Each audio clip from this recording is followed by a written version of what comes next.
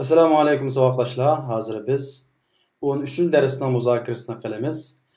Bugungi 13-darsningki mazmuni bir qadar mo'l. Shundaqla grammatikalik mazmuni birinchi qism kitobningki jini hisoblanadi. Chunki bizning bu 13-darsda shu birinchi qism kitobning asosiy grammatikasi bo'lgan ikki cho'ng grammatik so'zlandi. Buning birisi ko'rsatish almashlari umumiy shaklda hamma so'zlanadi. Onundan keyin fe'l haqida so'zlaydi. Ya'ni fe'lninki 3 zamonga bo'linib, o'tgan zaman, hozirgi zaman, kelgusi zaman. 3 zamonga bo'linib, o'tgan zaman fe'lninki 14 xil ishlatilish shakli so'zlanadi. 14 xil ishlatilish shakli so'zlanadi. Shuning uchun bugungi 13-dars intayin muhim. Endi bugungi darsimiz shundan bo'lakka bo'lingan. Birisi alif, yana birisi ba, yana birisi jim. Alif, ba, jim iborat 3 bo'lakka bo'lingan. Bu har bir bo'lakni bir kunlik dars qilib o'qiysizlar. Alif bo'lakni bir kun o'qiysizlar. Masalan, biz bugun alif bo'lakini o'qidik. Ata shu qismninki oxiri so'g'an ba bo'lakni kunisizlar, juma kuni jim bo'lakni kunisizlar. Mushu bo'yicha o'rganisizlar. Shuning uchun biz payshanba kuni, juma kuni ayrim dars taqatmaymiz, faqat mushuning ichidagi bo'laklarni o'qiysizlar. Endi biz bugun o'qigan grammatikaning muhimi bo'lgan oldi bilan bizda ilgari tunishmagan, bizga nisbatan yangi bo'lgan bir mazmun fe'l haqida. Fe'l haqida. Endi fe'l fi'li modi o'tgan zaman, fi'li mudori hozirgi yoki kelgusi zaman va fe'l amr deb 3 turga bo'linadi arab tilida. Endi bizning bugun asosliq o'rganmoqchi bo'lganimiz qaysi deganda o'tgan zaman fe'li, ya'ni al-fi'lul modi. O'tgan zaman fe'li. Endi o'tgan zaman fe'li 14 xil ishlatilish shakli bor o'tgan zaman fe'lining. Üçüncü şahıs, ya'ni g'oib deymiz arabda. Üçüncü şahıs 6 xil ishlatiladi. Buning 3i erlik, 3 ayollik.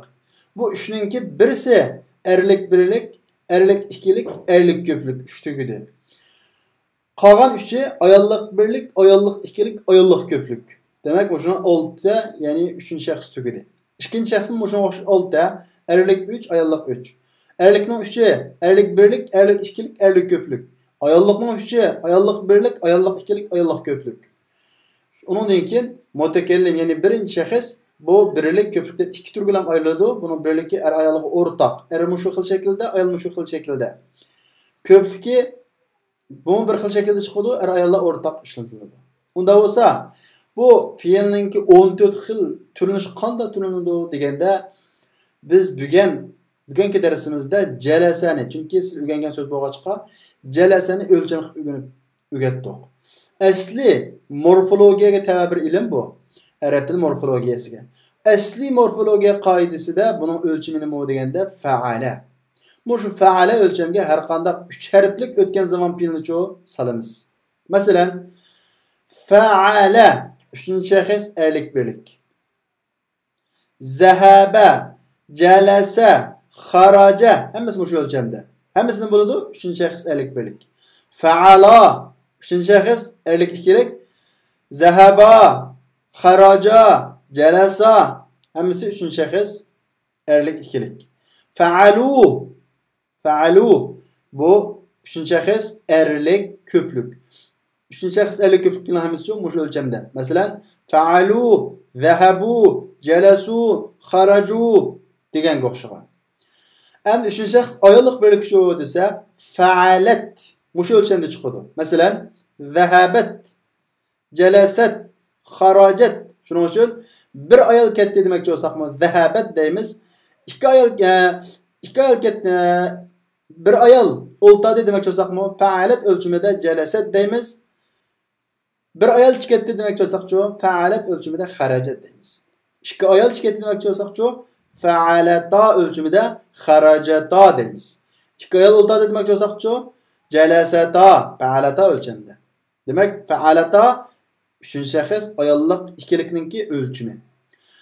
3-chi shaxs ayollik ko'plikning o'lchimi desa, fa'alna. Endi ko'p ayollar o'ltadi demoqchi bo'lsak, fa'alna o'lchimida jalasna deymiz. Köp ayol chiqib ketdi demoqchi bo'lsak, fa'alna o'lchimida kharajna deymiz. Demak, bular o'lcham. Mana bu 3-shaxs. Erlikki 3. Fa'ala, fa'ala, fa'alu, fa'alat, fa'alata, fa'alna. Oxirdagi 3 ayollikning jami 3-shaxs 6. İkinci shaxscho desa, bu 6, buning 3 erlik, 3 ayollik. 3 erlikning birisi erlik birlik, ikinci shaxs. Fa'alta, ikinci shaxs. Ya'ni qilding sen degan gap. Hamda sen bading sen, o'ltiding sen demak bo'lsak nima deymiz? Jalasta, o'ltiding sen. Zahabta, bading sen. Kharajta, chiqding sen. Demak bu fa'alta o'lchimida. Fa'altuma erlik ikkilik. Jalastuma o'ltiding ikkilik. Fa'altum erlik ko'plik. Jalastum o'ltidingizlar ko'p erlar. Mana bu bo'yicha. Ham ikkinchi shaxs ayollik birligi cho desa fa'alti. Ta'nim o'qilgan, zir o'qilgan. Shuning uchun jalasti desak nima bo'ldi? O'ltidingiz siz qiz bola. Ayollik. Ikkiligi fa'altuma o'xshash. Ko'plik cho fa'altunna o'ltidingiz sizlar demoqchi bo'lsak, jalastunna deymiz. Chiqdingizlar demoqchi bo'lsak, kharajtunna deymiz. Mana bu shuni o'xshash. Endi birinchi shaxs cho desa fa'altu. Mush o'lchamda chiqadi. Qildim men, o'ltidim men demoqchi bo'lsak, jalastu o'ltidim men. Zahabtu badim men, kharajtu chiqdim men. Bu ayollarga o'rtaq o'xshash mushu bir xil shaklda ishlatiladi. Birinchi shaxsning ko'plik kuchi desa fa'alna chiqdik biz demoqchi bo'lsak, kharajna fa'alna o'lchimida, jalasna o'ltidik biz fa'alna o'lchimida mushu bo'yicha deymiz. Mushu bo'yicha deymiz. Mana bu fe'lninki o'lchimi. Bizlar buni oldindan bu shaklda tushunib bo'lgandan keyin pishiq yodlaysizlar. Sizlarga suda ko'p ketish kerak bu. Fa'ala, fa'ala, fa'alu, fa'alat, fa'alata, fa'alna, fa'alta, fa'altuma, fa'altum, fa'alti, fa'altuma, fa'altunna, fa'altu, fa'alna. Har qanday fe'l sig'raydigan bo'lsa, sizlar shu o'lchamni pishiq yodlaysizlar. Har qanday fe'l kelsa, zahaba, zahaba, zahabu, zahaba, zahabata, zahabna, zahabta, zahabtuma, zahabtum, zahabti, zahabtuma, zahabtunna, zahabtu, zahabna. Mushu birinchi sig'raydigan bo'lib ketisizlar.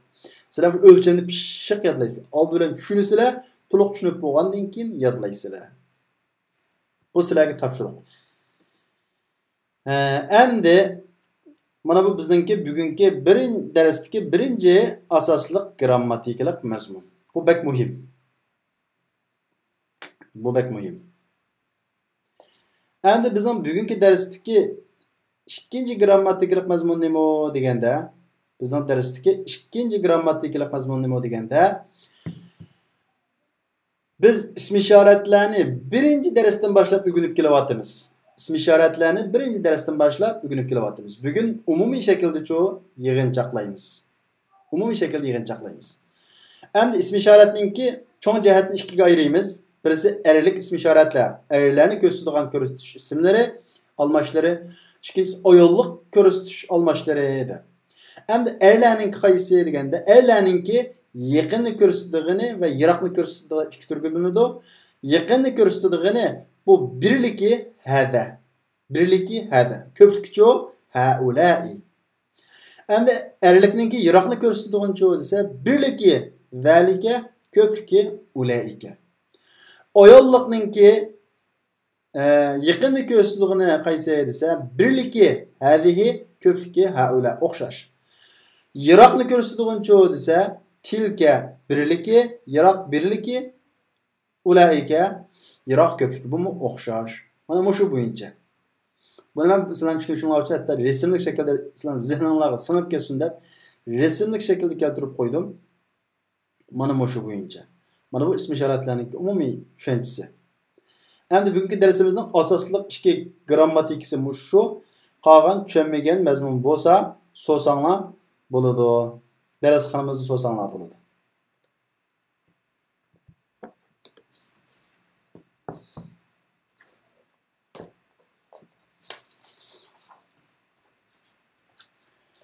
Ondan keyin topshiriq tekshirish jarayonida ko'p sonli o'quvchilarda bunday bir xatolik saqlangan. U qaysi deganda, bu 12-darsda mushu tilka sayyaratul jamilatul lati kharajatil ana min al madrasa degan mushu jumlani ko'pincha o'quvchi xato tarjima qilibdi. Men tercüme qilib beray, diqqat qilib turing. Tilka degan nima degan gap? Ovu degan gap. Ayollik yiroqni ko'rsatgan birlik shakldagi ko'rsatish olmishi. As-sayyarani ko'rsat. Ovu mashinada. Mashina as-sayyarada oxiri tavog'a chiqqan ayollik shaklda tilka kelgan. Ovu mashina. Bu qanday mashina ekan? Jamila, chiroyli. Demak bu sifat ekan shunda. Unda bo'lsa ovu chiroyli mashina. Allati cho g'anqan gankan. Xarajat cho fa'alat o'lchimidagi, biz baytni so'zlagan fa'alat o'lchimidagi 3-shaxs, ya'ni o'tgan zaman 3-shaxs ayollik birlik shakli. Xarajat degan nima? Chiqdi. Xarajat bo'lsa chiqqan. Allati xarajat bo'lsa chiqqan hozir maktabdan degan gap. Tilka sayyaratul jamilatu allati xarajat al-ana min al-madrasa lil mudarris desak, ovu hozir maktabdan chiqqan chiroyli mashina o'qituvchining yoki lil mudir bo'lsa mudirning degan bo'ladi. Undan boshqa masalan yani bir eshib tarjima qilib beray. Tilka sayyaratul jamila. Ovu chiroyli mashina allati xarajat chiqqan al-ana hozir min al-madrasa maktabdan lil mudir mudir. Bu shu bo'yicha.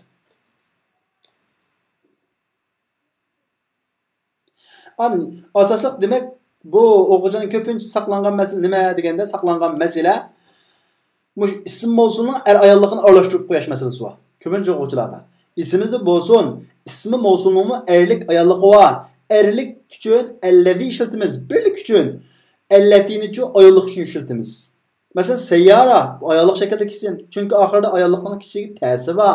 Unda bo'lsa as-sayyaratul jamilatul lati deb latina kelamiz. At-taliba qiziquvchi, unda bo'lgan at-talibatul lati debcho allatina kelamiz. Allazi-chu erlik. Masalan, at-talibul lazi chunki bu yerda o'g'il o'quvchi bo'lg'achqa bu shaklda chu keladi deymiz.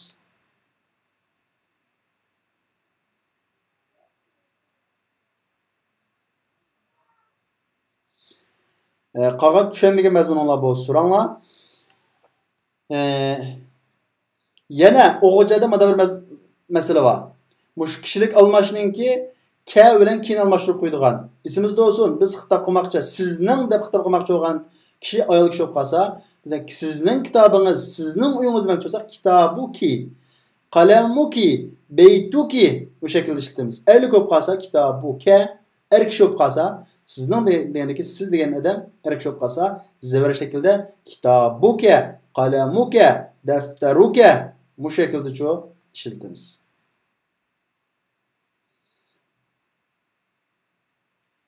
Ondan keyin yana bir masala o'quvchilardagi, shu 3-shaxs ayollik birlikninki oxirisidagi ta sukun o'qiladi. Fa'alat, jalasat, xarajat deganga o'xshagan.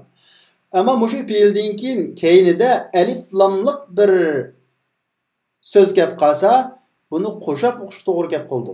Bu sokin tursa, sokin degan jim turadigan bir harakat.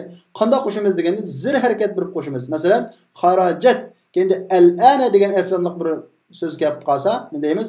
Xarajatil ana deb, xarajat deb sukun qilgan taga zir harakat berib, xarajatil ana deymiz. Bu shu bo'yicha. Xarajatil ana. Unda saqlashib, bugungi darsimizning muzokarasi shu yergacha bo'ladi.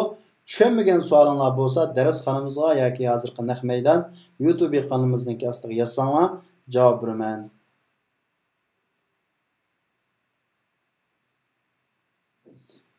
Tushunmagan mazmunlar bormi savoldoshlar? Agar boshqa tushunmagan mazmunlar bo'lmasa, bugungi darsimizning muzokarasi mush yerda oyoqlashdi. Yana eslatib qo'yay, bizning bugungi 13-dars 3 bo'lak.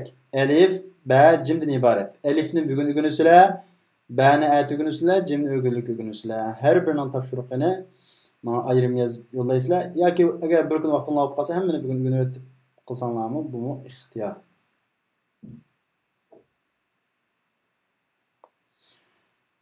Qaraganda boshqa o'quvchilarimiz savol so'midi. Balalarning tushunmagan asosan yo'q o'xshaydi. Unda bo'lsa arkadaşlar, biz kelar soatlik muzokara darsimizni ko'rishaylik. Assalomu alaykum.